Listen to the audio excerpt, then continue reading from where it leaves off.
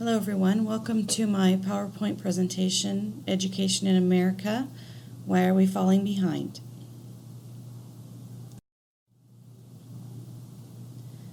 Identifying the problems.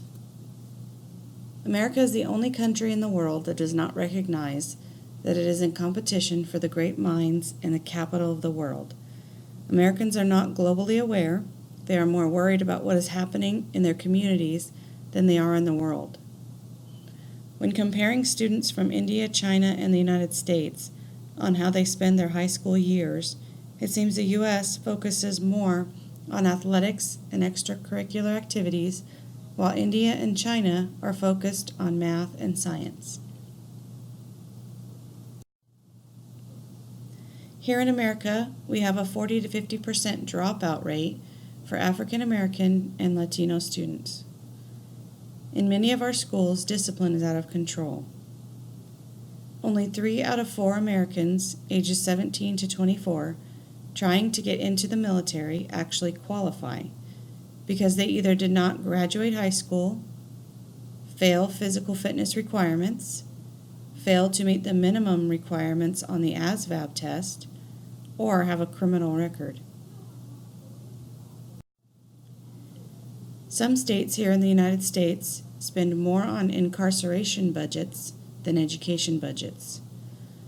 America is only 5% of the world population. However, we are responsible for 25% of the world's incarcerations. 25 to 30% of our students here in the United States are not completing high school.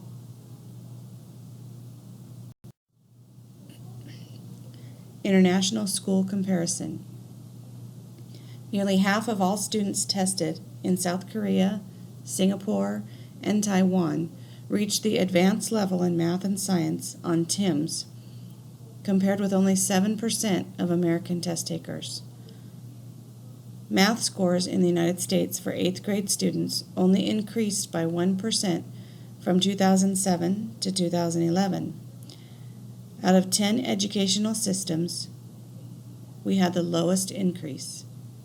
There were 11 educational systems who had higher percentages of 8th graders reaching advanced than in the United States. The U.S. average score was 509. International school comparison.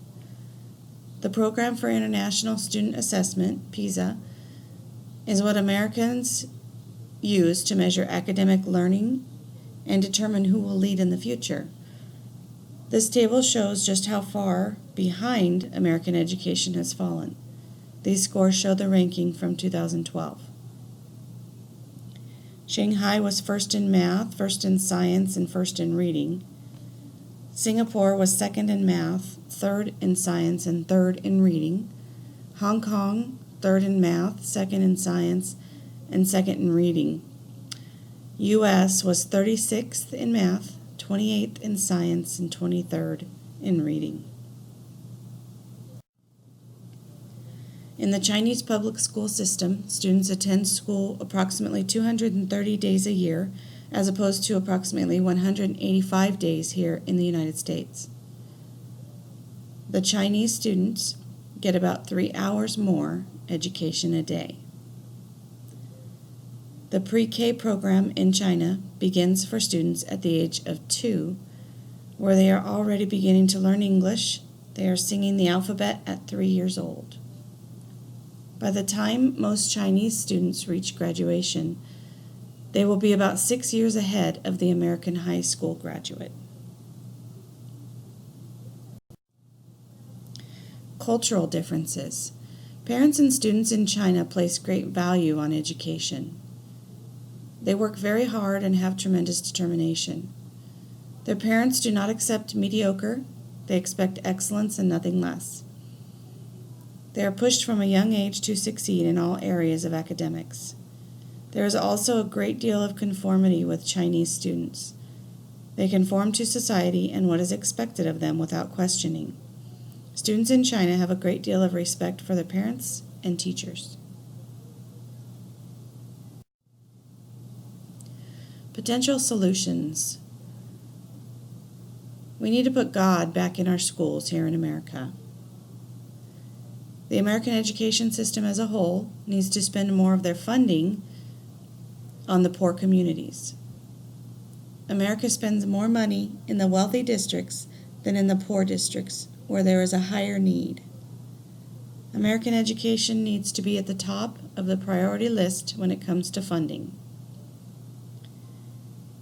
We need to put effort into supplementing schools. One example of this is the Harlem Children's Group led by Jeffrey Canada.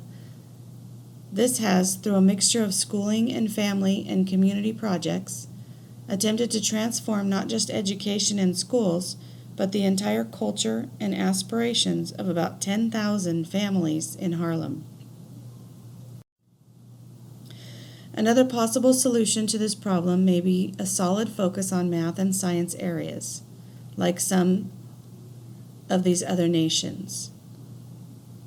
Competition and school choice is another area that needs to be considered when looking for solutions to the education problems here in America.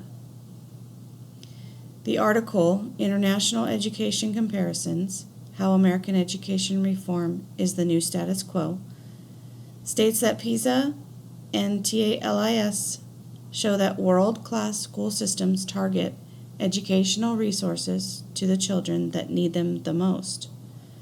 They treat educators as educational experts, ensure that educators have the time and resources they need, and hold the entire system accountable for continuous improvement.